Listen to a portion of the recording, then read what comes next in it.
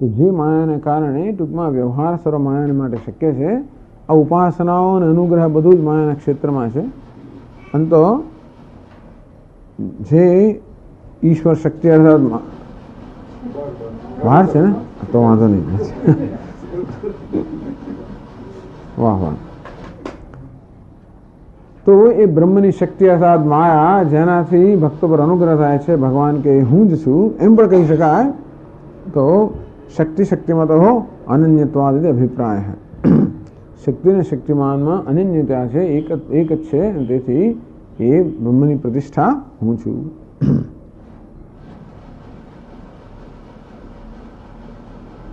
અથવા બીજા શ્લોકને સમજાવે છે.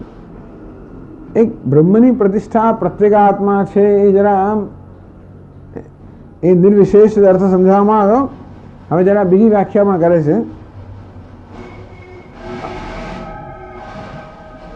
અથવા બ્રહ્મ શબ્દવાચ્યત્વાદ સવિકલ્પકમ બ્રહ્મ તસ્ય બ્રહ્મણઃ નિર્વિકલ્પકઃ અહમેવ નાન્યઃ પ્રતિષ્ઠા આશ્રયઃ કિમ વિશિષ્ટસ્ય અમૃતસ્ય અમરણધર્મકસ્ય અવ્યયસ્ય વ્યયરહિતસ્ય કિંચ શાશ્વતસ્ય ચ નિત્યસ્ય ધર્મસ્ય જ્ઞાનનિષ્ઠા લક્ષણસ્ય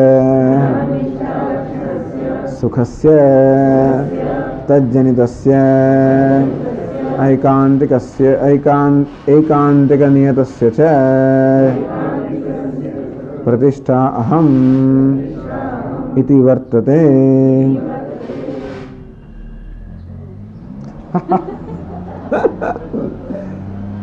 હવે બ્રહ્મ શબ્દનો બીજો પાત્ર થઈ શકે. બ્રહ્મ લક્ષ્યાર્થ એટલે પરમાત્મા થાય, બ્રહ્મ વાચ્યાર્થ સગુણ બ્રહ્મ. આ બ્રહ્મ શબ્દનો અર્થ નિર્ગુણ બ્રહ્મ, નિર્વિશેષ બ્રહ્મ એનો મુખ્ય અર્થ થાય. પરંતુ બ્રહ્મ એટલે કે સવિશેષ બ્રહ્મ, સગુણ બ્રહ્મ એવો પણ અર્થ થઈ શકે. એટલે કે ઈશ્વર. સગુણ બ્રહ્મ એટલે ઈશ્વર, જગતનું સર્જન કરનાર, પાલન કરનાર, લય કરનાર, સર્વશક્તિમાન, સર્વવ્યાપી, સર્વજ્ઞ, કર્માધ્યક્ષ, કર્મફલદાતા, આ બધા અને કહેવાય સગુણ બ્રહ્મ. અનેક પ્રકારના બધા અનંત કલ્યાણ ગુણ ગણિક નિલય, અનેક બધા કલ્યાણ ગુણ ધરાવનારું જે છે એનું એક માત્ર નિલય છે એવું સગુણ બ્રહ્મ. અથવા બ્રહ્મ શબ્દ વાચ્યત્વાદ એટલે બ્રહ્મ શબ્દનો વાચ્યાર્થ લઈએ. વાચ્યાર્થ અર્થાત એ શબ્દનો પ્રયોગ કરવાથી આપણા મનમાં તરત જ જે અર્થ સ્ફુરનો વાચ્યાર્થ એટલે ઈશ્વર કે બ્રહ્મ એ શબ્દનો પ્રયોગ થાય એટલે આપણા મનમાં સર્વજ્ઞ, સર્વશક્તિમાન એ પ્રકારનું જે તત્વ છે એ જ મનમાં સ્ફુરે અને એને વાચ્યાર્થ કહેવાય. તેથી બ્રહ્મ શબ્દ વાચ્યત્વાદ સવિકલ્પમ બ્રહ્મ. તો બ્રહ્મ શબ્દનો અર્થ સવિકલ્પ કે સવિશેષ. સવિકલ્પ એટલે સવિશેષ, વિકલ્પવાળું બ્રહ્મ, સવિશેષ બ્રહ્મ. તસ્ય બ્રહ્મણઃ અહમ પ્રતિષ્ઠા. અહમ એટલે કોણ? નિર્વિકલ્પક. એક વસ્તુ છે, એક વસ્તુ જો નિર્વિકલ્પક હોય તે અહમ છે. અહમ જે છે ને એ નિર્વિશેષ કે નિર્વિકલ્પક છે. કારણ કે એવું સરળ સમજાયું છે. અહમ એ નિર્વિશેષ છે, સરળ એટલા માટે સમજાયું છે કે અહમ અનેક પ્રકારના વિશેષ ધારણ કરતું હોય છે. હમણાં કરતાપણું, ભોગતાપણું, સુખીપણું, દુઃખ, એમ ટૂંકમાં એક જ વસ્તુ જ્યારે અનેક પ્રકારના વિશેષ ધારણ કરે ત્યારે સ્વયં નિર્વિશેષ હોવી જોઈએ. એક જ સ્ફટિક જ્યારે એક પછી એક જુદા રંગ ધારણ કરતો હોય ત્યારે સ્વયં રંગહીન હોવો જ જોઈએ. તેવી રીતે એક અહમ જે અનેક પ્રકારના વિશેષનો ધારણ કર્યા કરતું હોય, અહમ સ્વયં તો નિર્વિશેષ કે નિર્વિકલ્પ હોવો જ જોઈએ. એટલે અહમ શબ્દનો મુખ્ય અર્થ કર્યો. બ્રહ્મણો હિ પ્રતિષ્ઠા અહમ. અહમનો મુખ્ય અર્થ કયો? નિર્વિકલ્પકમ, નિર્વિશેષમ. અહમ જે છે પ્રત્યેગાત્મા એ જ આ સગુણ બ્રહ્મની પ્રતિષ્ઠા છે, સ્વરૂપ છે. આ સગુણ બ્રહ્મનું કે ઈશ્વરનું વાસ્તવિક સ્વરૂપ કયું? તો કે નિર્વિકલ્પ જે છે અહમ એનું વાસ્તવિક સ્વરૂપ છે.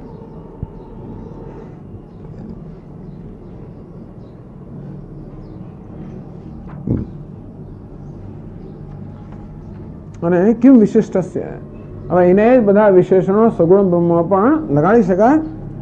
અમૃતસ્ય અમરણ ધર્મકસ્ય, જેનું મરણ નથી, જેનો વ્યય નથી, શાશ્વત છે, જેનો ક્ષય નથી, જે નિત્ય છે, અવિનાશી છે, જે ધર્મ છે, જ્ઞાન નિષ્ઠા લક્ષણ ધર્મ જે છે, સુખ અને તજ્જનિતસ્ય, એ જ્ઞાન નિષ્ઠારૂપી જે ધર્મ છે, એ ધર્મથી જન્મેલું સુખ એ કેવું છે? નિર્દય સુખ છે. એ સુખ સ્વરૂપ જેનું છે એવા બ્રહ્મની, એવા સવિશેષ બ્રહ્મની હું પ્રતિષ્ઠા છું, આધાર છું, સ્વરૂપ છું, એમ કહેવાનું. અને તો પછી પહેલા જે કહેવામાં આવ્યું કે જે પરમાત્મા છે એની પ્રતિષ્ઠા પ્રત્યેગાત્મા છે એમ કહીને એનું ઐક્ય કહેવામાં આવ્યું. જ્યારે એ સગુણ બ્રહ્મની પ્રતિષ્ઠા આત્મા છે એમ કહીને સગુણ બ્રહ્મનું સ્વરૂપ કહેવામાં આવ્યું કે સગુણ બ્રહ્મને પણ ત્યારે જાણ્યું કહેવાય જ્યારે એને આત્મરૂપે જાણ્યું હોય ત્યારે.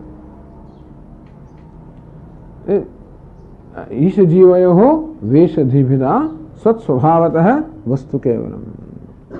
ઈશ્વર જીવ વચ્ચે માત્ર વેશને કારણે જ ભેદ છે, સ્વભાવથી વસ્તુ એક જ છે. એટલે ઈશ દર્શનમ સ્વાત્મરૂપતઃ. રમણ મહર્ષિ કહે કે ઈશ્વરનું દર્શન કેવી રીતે કરવું છે? સ્વાત્મરૂપતઃ. આમ ઈશ્વરને પોતાના આત્મરૂપે જ્યારે જાણવામાં આવે ત્યારે આ બ્રહ્મજ્ઞાની બ્રહ્મ બને છે એમ કહી શકાય. આ જ વસ્તુને મધુસૂદનજી આવી રીતે કહે છે. આજે બીજી આપણે વ્યાખ્યા કરી.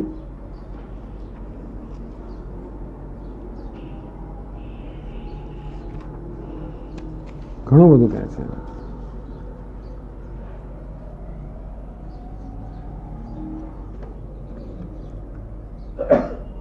એટલે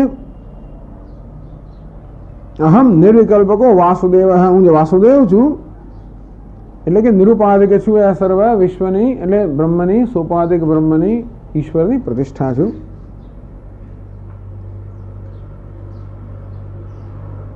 અમૃતસ્ય વિનાશરહિતસ્ય વગેરે આપણે જોયા વિશેષણો બધા.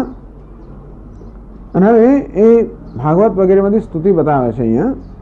તથા ચ ઉત્તમ બ્રહ્મણા ભગવંતમ શ્રી કૃષ્ણ પ્રતિ. બ્રહ્માજીએ શ્રી કૃષ્ણને આ પ્રકારે કહ્યું સ્તુતિ કરતા.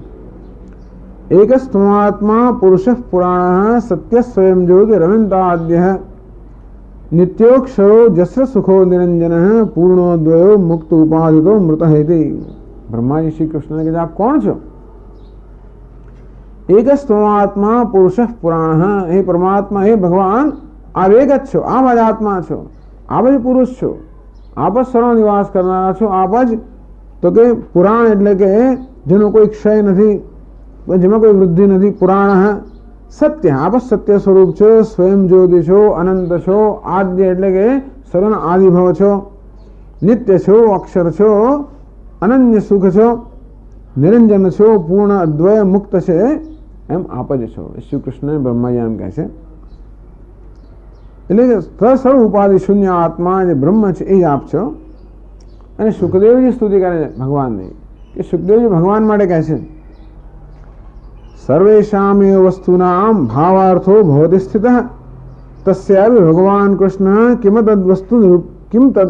તદ વસ્તુ નિરૂપ્યતામ. જગતનું જે કે આ જગત જે છે એ જગત ઉત્પન્ન થયેલું છે. આ જગત જે છે એની પ્રતિષ્ઠા ક્યાં છે? એના કારણમાં છે, એટલે કે સગુણ બ્રહ્મમાં છે. તસ્યાપી ભગવાન કૃષ્ણ ભાવાર્થ. અને સગુણ બ્રહ્મ જે છે જેમાં જગત ઉત્પન્ન થયું એનું પણ મૂળ સ્વરૂપ કયું? તો કે ભગવાન આપ છો, શ્રી કૃષ્ણને કહે છે.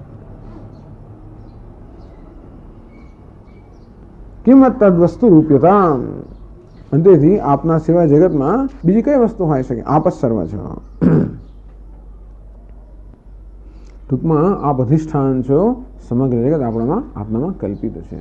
અને આ રીતે ભાગવત વગેરે ગ્રંથોમાં શ્રી કૃષ્ણને કે રામચરિત માનસમાં રામને એ નિરુપાધિક બ્રહ્મ જ રીતે નિરૂપણ કરવામાં આવે છે. એ પ્રકારની એમની શ્રદ્ધાને કારણે કે એ પ્રકારના એમના સિદ્ધાંતને કારણે કે આ જે શ્રી રામ છે એનું સેવન કરવાથી રામનું જે મૂળ સ્વરૂપ નિરુપાધિક બ્રહ્મ જે પ્રાપ્ત થાય, કે શ્રી કૃષ્ણ જેનું નિરૂપણ ભાગવત વગેરેમાં કરવામાં આવ્યું એની ઉપાસનાથી જે નિર્વિકલ્પ કૃષ્ણ જે પ્રાપ્ત થાય. અને એટલા માટે કહેવામાં આવ્યું કે જે મારું સેવન કરે છે એ બ્રહ્મ બની જાય છે. આ રીતે ભગવાને 14મા અધ્યાયનો સમાપ્તિ કરી.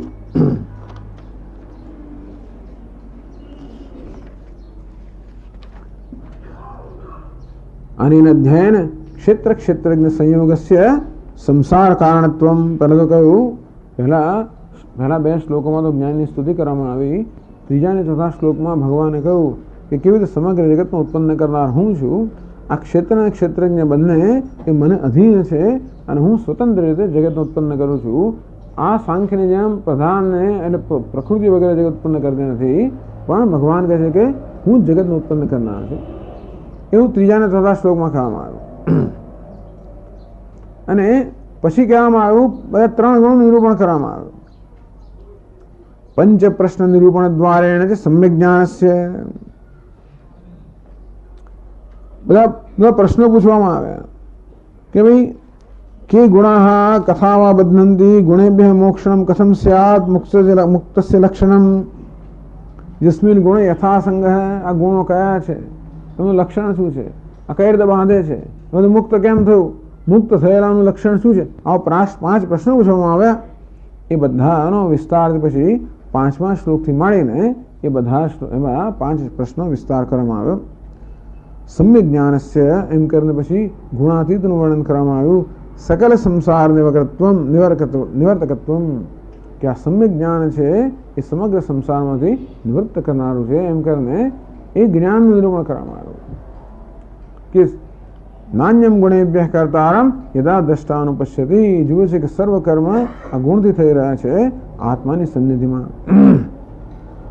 આત્મા સર્વગુણથી પર છે, સાક્ષી છે, એનો પ્રકાશક છે, માટે ગુણાતીત છે. એ આત્માનો જેનો અહમભાવ છે પણ ગુણાતીત છે. એનું શું લક્ષણ છે, એનું શું આચરણ છે, એના નિરૂપણ સાથે મુમુક્ષોઃ યત્ન સાધ્યમ.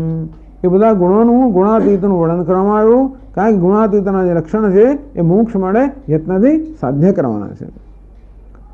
ગુણૈ અચાચલ્યત્વાદિ મુક્તસ્ય અયત્ન સિદ્ધમ. અને મુક્ત માટે જે અયત્ન એટલે કે સહજ છે, જે મોક્ષ માટે સાધન છે, એ સાધનનું અને લક્ષણનું પણ છેલ્લે વર્ણન કરવામાં આવ્યું. આ રીતે 14મા અધ્યાયનો આ વિષય થયો. 14મા અધ્યાયમાં આટલું કહ્યું કે પહેલાં તો એટલામાં એ કહેવામાં આવ્યું કે જગતનું કારણ બ્રહ્મ છે, બીજું કોઈ નથી, કોઈ બીજું પ્રકૃતિ વગેરે નથી. પછી આ 3 ગુણનું નિરૂપણ કરવામાં આવ્યું, કારણ કે આ ગુણો બાંધનારા છે. એટલે પહેલાં બંધનનું સ્વરૂપ વિસ્તારથી સમજાવવામાં આવ્યું. 5મા શ્લોકથી માંડીને 18મા શ્લોક સુધી બંધનનું સ્વરૂપ સમજાવ્યું. તો કોણ બાંધે, કયા ગુણો છે, એમનો શું સ્વભાવ છે, કેવી રીતે બાંધે છે. પછી મુક્ત કેમ થવું એ સમજાવ્યું, અને મુક્ત થયાનું જે લક્ષણ છે એ પણ સમજાવ્યું. અને છેલ્લે એ મુક્તિનો જે ઉપાય છે ભક્તિ એ પણ સમજાવ્યો.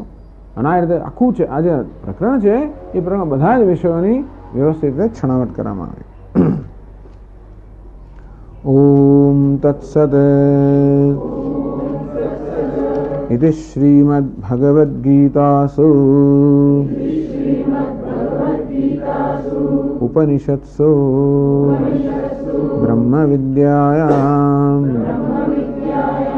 યોગશાસ્ત્રે શ્રી કૃષ્ણાર્જુન સંવાદે ગુણત્રય વિભાગ યોગો નામ ચતુર્દશોऽધ્યાયઃ. સર્વધર્માन् પરિત્યજ્ય મામેકં શરણં વ્રજ. અહં ત્વા સર્વપાપેભ્યઃ મોક્ષયિષ્યામિ મા શુચઃ. હરિ ઓમ પૂર્ણમદઃ પૂર્ણમિદં પૂર્ણાત પૂર્ણમુદચ્યતે પૂર્ણસ્ય પૂર્ણમાદાય પૂર્ણમેવાવશિષ્યતે. ઓમ શાંતિ શાંતિ શાંતિ. શંકરં શંકરાચાર્યં કેશવં બાદરાયણં સકૃતૌ વંદે ભગવन्तૌ પુનઃ પુનઃ. ઈશ્વરો ગુરુરાત્મેતિ મૂર્તિભેદ વિભાગિને व्योमवद्व्याप्तदेहाय दक्षिणामूर्तये नमः। ॐ शान्ति शान्ति शान्तिः। हरि ओम। श्री